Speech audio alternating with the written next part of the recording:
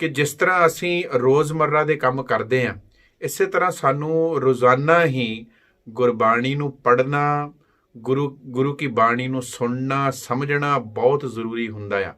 वो ज्ञान लैके गुरु का अपने कोल रखना, उहदे उत्ते विचार करनी, उहदे उत्ते सोचना ते उसनू अपने जीवन में ढालना।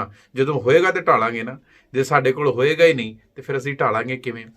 ते दूजी गल जिहड़ी बड़ी इंपॉर्टेंट बड़ी जरूरी है, वो पता की है कि बहुत सारे जदों आले दुआले अज भी देखते हैं, पहलां भी इदां ही सी, ਜਿਹੜੇ वाद विवाद क्रिएट ਹੁੰਦੇ एक दूजे ਨਾਲ लड़ते ने।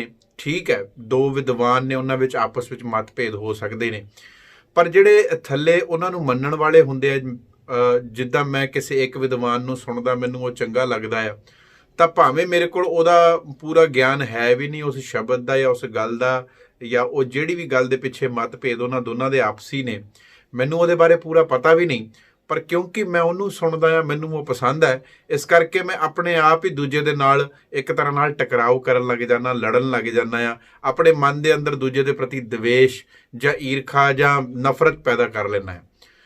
पर भाई गुरदास सानू इस सवैये राही, इस कवित राही बड़ी सोहनी एक गल समझाउंदे ने कि रोज़ पढ़ो, चंगियां नू सुनो, गुरु ग्रंथ साहिब महाराज की बाणी की विचार सुनो भी, पढ़ो भी, आप भी उहदे ते विचार करो। ਜਦੋਂ तक अपने कोल कुछ है नहीं ना, उदों तक ना तो असी किसी होर नूं समझ पावांगे ते ना ही असी किसी होर दा जिहड़ा मतभेद जां विचारिक मतभेद साडे विच किसी होर दे नाल है, असी उहनूं सहन कर पावांगे। अज जिन्नियां लड़ाइयां जिन्ने विवाद हुंदे उहदा कारण सिर्फ इन्ना ही है, अंदर दी हौम है, अंदर गुण नहीं आया होया, अंदर वो ज्ञान नहीं वसिया, बिना समझे ही एक दूजे नाल लड़ी जाना। पता जिहड़ा क्रोध हुंदा है ना, क्रोध की यह वड्डी निशानी यही है कि सानू दूसरे बंदे की समझ नहीं आ रही, इसे करके क्रोध आ गया। जे किते अंदर ज्ञान होवे, इन्नी बाणी पढ़न वाले जिहदे विच असीं बार बार पढ़दे आ, फरीदा बुरे दा भला कर, जे असीं उसनूं समझिया होवे, जे उसनूं विचार कीती होवे, रोज़ाना उहदे बारे सोचिया होवे, ते फिर भावें कोई बुरा भी करे हाँ, फिर भी असीं उहदा भला ही करांगे ना। पर इत्थे अगले नूं जाणे बिना ही असीं झट लड़ पैंदे आ। भाई गुरदास जी अपने इस कवित विच बड़ा सोहना फरमान करते हैं, आओ सरवण करिए। जैसे खांड चून कृत होत घर ही के बिखै। जिस तरह घर दे विच खंड भी हैगी है ते उत्थे चौल भी हैगे, तुहाडे कोल घिओ भी पिया होया घर दे विच, पर जदों कोई मेहमान आउंदा, कोई प्राहुणा आउंदा, फिर असीं उहनां लई वो कड़ाह बना लेने, पूड़ियां बना लेने। जैसे खांड चून कृत होत घर ही बिखै पै, पाहुना के आए पूरी के खवाई है। जदों कोई प्राहुणा आउंदा फिर उन्होंने पूड़ी कड़ाह पूड़ी बना के, उस जमाने च ये ज़्यादा पॉपुलर सी, ते वो खवाया जाता है। जैसे चीर हार मुक्ता कनक आ भरन पै, ब्याहो काज साज तन सुजस दिखाई है।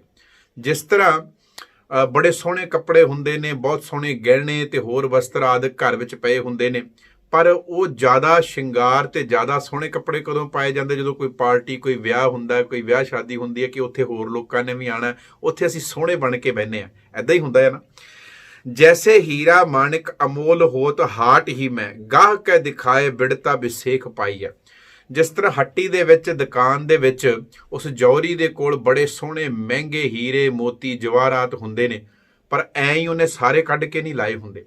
ਜਿਹੜਾ ਮਹਿੰਗਾ ਸੌਦਾ ਹੁੰਦਾ ਉਹਨੇ ਹਮੇਸ਼ਾ ਸੰਭਾਲ ਕੇ ਰੱਖਿਆ ਹੁੰਦਾ। ਉਹ ਗਾਹਕ ਦੇਖਦਾ, ਚੰਗਾ ਗਾਹਕ ਆਇਆ ਆ ਜਿਹਦੇ ਕੋਲੋਂ ਚਾਰ ਦਮੜੇ ਵੱਧ ਮਿਲਣੇ ਨੇ, ਫਿਰ ਉਹਨੂੰ ਉਹ ਉਹਦੇ ਸਾਹਮਣੇ ਉਹ ਰੱਖਦਾ ਆ ਤੇ ਉਹਨੂੰ ਉਹ ਦਿਖਾਉਂਦਾ ਵੀ ਹੈ ਤੇ ਉਹ ਵੇਚ ਕੇ ਚੰਗਾ ਮੁੱਲ ਵੀ ਹਾਸਲ ਕਰਦਾ। ਭਾਈ ਗੁਰਦਾਸ ਜੀ ਚੌਥੀ ਲਾਈਨ ਦੇ ਵਿੱਚ, ਚੌਥੀ ਪੰਕਤੀ ਵਿੱਚ ਇਹ ਸਾਰੇ ਉਦਾਹਰਣ ਦੇ ਕੇ ਸਾਰ ਦੱਸਦੇ ਨੇ। ਉਦਾਹਰਣ ਕੀ ਦਿੱਤਾ कि घर विच आटा भी है, घ्यो भी है, चौल भी है, खीर जां कड़ाह पूड़ियां जो कुछ बंदा उदों बनाउंदा जदों कोई प्राहुणा आवे, ਉਹ ਰੱਖਿਆ ਹੋਇਆ ਸਮਾਨ। ਉਂਝ ਵੀ ਘਰ 'ਚ ਖਾਣਾ ਬਣਦਾ ਹੀ ਹੈ, ਚੰਗਾ ਹੀ ਬਣਦਾ ਆ, ਪਰ ਜਦੋਂ ਕੋਈ ਪ੍ਰਾਹੁਣਾ ਆਉਂਦਾ ਫਿਰ ਅਸੀਂ ਉਚੇਚ ਕਰਕੇ ਜਿਹੜਾ ਵਧੀਆ ਤੋਂ ਵਧੀਆ ਖਾਣਾ ਅਸੀਂ ਬਣਾ ਸਕਦੇ, ਜੋ ਸਾਡੇ ਰਸੋਈ ਵਿੱਚ ਜਿੰਨਾ ਵਧੀਆ ਸਮਾਨ ਪਿਆ ਉਹ ਪਾ ਕੇ ਤਿਆਰ ਕਰੀਦਾ। ਜਿਸ ਤਰ੍ਹਾਂ ਸੋਹਣੇ ਗਹਿਣੇ ਅਸੀਂ ਉਂਝ ਵੀ ਪਾਉਂਦੇ ਹੋਵਾਂਗੇ ਜਾਂ ਚੰਗੇ ਕੱਪੜੇ ਉਂਝ ਵੀ ਪਾਉਂਦੇ ਹੋਵਾਂਗੇ, पर जदों किते पार्टी विशेष जाना होवे या किते विआह शादी ते जाना, सानू पता है कि उत्थे बहुत सारे लोग आउणे आ, जां किते चंगी संगत विच जाके बैठना जिथे अच्छे लोग सुजन लोग आके सज्जन लोग आके बैठने आ, ते उत्थे असीं अपनी जिहड़ी बाहरी पहरावा उहनूं होर सोहना करके जाने आ। ਜਿਸ ਤਰ੍ਹਾਂ ਦੁਕਾਨ ਦੇ ਵਿੱਚ ਹੱਟੀ ਦੇ ਵਿੱਚ ਵੱਧ ਤੋਂ ਵੱਧ ਮਹਿੰਗੇ ਹੀਰੇ ਮੋਤੀ ਹੈਗੇ ਨੇ, ਪਰ ਉਹ ਸਾਰੇ ਹਰ ਕਿਸੇ ਨੂੰ ਉਹ ਦੁਕਾਨਦਾਰ ਉਹ ਜੌਹਰੀ ਨਹੀਂ ਦਿਖਾਉਂਦਾ। ਪਰ ਜਦੋਂ ਕੋਈ ਚੰਗਾ ਗਾਹਕ ਆਵੇ ਤੇ ਉਹਦੇ ਸਾਹਮਣੇ ਲਿਆ ਕੇ ਉਹ ਰੱਖਦਾ ਹੈ ਤੇ ਫਿਰ ਚੰਗੀ ਉਹ ਵੱਟੀ ਵੀ ਕਰਦਾ ਹੈ। ਭਾਈ ਗੁਰਦਾਸ ਜੀ ਅਖੀਰਲੀ ਪੰਕਤੀ 'ਚ ਫਰਮਾਨ ਕਰਦੇ ਨੇ, ਤੈਸੇ ਗੁਰਬਾਣੀ ਲਿਖ ਪੋਥੀ ਬੰਦ ਰਾਖੀਅਤ, ਮਿਲ ਗੁਰ ਸਿੱਖ ਪੜ੍ਹ ਸੁਣ ਲਿਵ ਲਾਈਏ। ਇਸੇ ਤਰ੍ਹਾਂ ਰੋਜ਼ਾਨਾ ਗੁਰਬਾਣੀ ਨੂੰ ਪੜ੍ਹੋ, ਵਿਚਾਰ ਕਰੋ, ਲਿਖੋ, ਨੋਟਸ ਬਣਾਓ।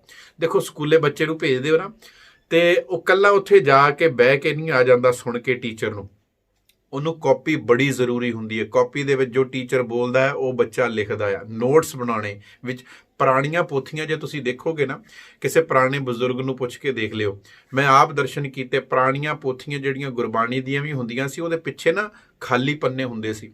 ਤੇ ਜਦੋਂ ਮੈਂ ਕਈ ਵਾਰੀ ਪੁਰਾਣੀਆਂ ਪੋਥੀਆਂ ਦੇਖੀਆਂ, ਜਿਹੜੇ ਪਾਠ ਪੜ੍ਹਨ ਵਾਲੇ, ਗੁਰਬਾਣੀ ਪੜ੍ਹਨ ਵਾਲੇ ਹੁੰਦੇ ਸੀ, ਪਾਠ ਕਰਦਿਆਂ ਕੋਈ ਚੰਗਾ ਸ਼ਬਦ ਮਿਲਿਆ, ਕੋਈ ਵਿਚਾਰ ਅੱਛੀ ਲੱਗੀ, ਉਹਨੂੰ ਪਿੱਛੇ ਨੋਟ ਕਰ ਲੈਂਦੇ ਸੀ, ਜਾਂ ਉਂਝ ਨੋਟਬੁੱਕ ਬਣਾ ਲੈਂਦੇ ਸੀ ਜਿਹਦੇ ਉੱਤੇ ਉਹਨਾਂ ਨੇ ਉਹ ਸ਼ਬਦ ਲਿਖ ਲੈਣੇ।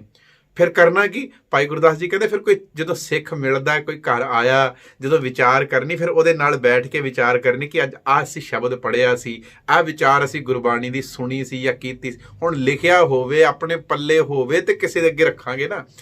ਹੁਣ ਅੱਜ ਦਾ ਹਾਲਾਤ, ਅੱਜ ਦੀ ਟ੍ਰੈਜਡੀ ਇਹ ਹੈ ਕਿ ਆਪਣੇ ਪੱਲੇ ਕੁਛ ਨਹੀਂ ਹੈ, ਪਰ ਰੌਲਾ ਬਹੁਤ ਜ਼ਿਆਦਾ ਆ, ਬਹੁਤ ਜ਼ਿਆਦਾ। ਤੇ ਫਿਰ ਜ਼ਿਆਦਾਤਰ ਰੌਲੇ, ਲੜਾਈਆਂ ਵੀ ਸਿਰਫ ਇਸ ਕਰਕੇ ਨੇ, ਕੋਈ ਕਿਸੇ ਨੂੰ ਮੰਨ ਰਿਹਾ, ਕੋਈ ਕਿਸੇ ਨੂੰ ਮੰਨ ਰਿਹਾ ਆ। ਆਪਣੇ ਕੋਲ ਗੁਣ ਹੈ ਨਹੀਂ। ਐਦਾਂ ਨਾ ਕਰੀਏ, ਭਾਈ ਗੁਰਦਾਸ ਦੀ ਗੱਲ ਮੰਨੀਏ ਕਿ ਆਪਣੇ ਕੋਲ ਅਸੀਂ ਉਹ ਧਨ, ਗੁਰਬਾਣੀ ਦੇ ਗੁਣਾਂ ਦਾ ਧਨ ਇਕੱਠਾ ਕਰੀਏ, ਗੁਰਬਾਣੀ ਗਿਆਨ ਦਾ ਜਿਹੜਾ ਧਨ ਹੈ ਉਹਨੂੰ ਇਕੱਠਾ ਕਰੀਏ, ਜਿਹਦੇ ਬਾਬਤ ਸਾਨੂੰ ਗੁਰੂ ਨਾਨਕ ਪਾਤਸ਼ਾਹ ਰੋਜ਼ ਹੀ ਤੇ ਕਹਿੰਦੇ ਆ ਨਾ, ਮੱਤ ਵਿੱਚ ਰਤਨ ਪਦਾਰਥ ਮਾਣਕ, ਜੇ ਇੱਕ ਗੁਰ ਕੀ ਸਿੱਖ ਸੁਣੀ। ਗੁਰੂ ਦੀ ਸਿੱਖਿਆ ਸੁਣੀਏ ਤੇ ਸਾਡੀ ਮੱਤ ਵਿੱਚ ਉਹ ਖਜ਼ਾਨੇ ਭਰ ਜਾਣ। ਉਹ ਖਜ਼ਾਨੇ ਇਕੱਠੇ ਕਰਿਆ ਕਰੀਏ।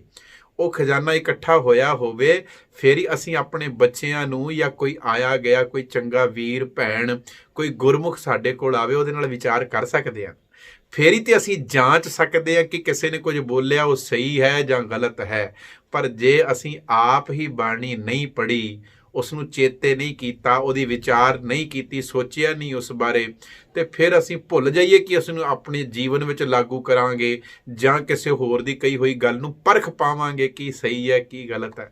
ਆਪੇ ਪੜ੍ਹ ਕੇ ਉਹਦੀ ਵਿਚਾਰ ਕਰੀਏ। ਜਿਸ ਤਰ੍ਹਾਂ ਜੌਹਰੀ ਆਪਣੇ ਕੋਲ ਹੀਰੇ ਮੋਤੀ ਰੱਖਦਾ ਹੈ, ਜਿਸ ਤਰ੍ਹਾਂ ਘਰ ਦੇ ਵਿੱਚ ਅਨਾਜ ਰੱਖਿਆ ਜਾਂਦਾ ਹੈ ਕਿ ਕੋਈ ਆਵੇ ਤੇ ਸੋਹਣਾ ਉਸ ਵੇਲੇ ਉਹਨੂੰ ਚੰਗੀ ਚੀਜ਼ ਬਣਾ ਕੇ ਖਵਾਈ ਜਾਂਦੀ, ਜਿਸ ਤਰ੍ਹਾਂ ਅਸੀਂ ਸੋਹਣੇ ਕੱਪੜੇ ਰੱਖਦੇ ਆਪਣੀ ਅਲਮਾਰੀ 'ਚ ਹਮੇਸ਼ਾ ਕਿ ਉਹ ਵੇਲੇ ਸਿਰ ਕਿਸੇ ਚੰਗੇ ਵੇਲੇ ਤੇ ਉੱਥੇ ਪਾਣੇ ਪੈ ਸਕਦੇ ਆ, ਉਂਝ ਵੀ ਅਸੀਂ ਸੋਹਣੇ ਪਾਈਏ, ਉਂਝ ਵੀ ਸਾਡੇ ਕੋਲ ਗਿਆਨ ਹੋਵੇ, ਪਰ ਗੁਰੂ ਦੇ ਗਿਆਨ ਨੂੰ, ਗੁਰੂ ਦੇ ਦਿੱਤੇ ਹੋਏ ਗੁਣਾਂ ਨੂੰ ਸਾਂਭ ਕੇ ਰੱਖੀਏ, ਵਿਚਾਰ ਕਰੀਏ, ਰੋਜ਼ਾਨਾ ਕਰੀਏ। ਇਹ ਰੋਜ਼ਾਨਾ ਵਾਲਾ ਕੰਮ ਹੈ, ਇਹ ਸਾਂਭ ਕੇ ਰੱਖੀਏ। ਕੋਈ ਮਿਲੇ, ਕੋਈ ਗੁਰਸਿੱਖ ਮਿਲੇ, ਕੋਈ ਪਿਆਰਾ ਮਿਲੇ, ਕਿਸੇ ਨੂੰ ਸੁਣੀਏ ਤੇ ਅਸੀਂ ਪਰਖ ਕਰ ਸਕੀਏ, ਅਸੀਂ ਗੁਰੂ ਦੇ ਦੱਸੇ ਰਾਹ ਤੇ ਚੱਲ ਸਕੀਏ।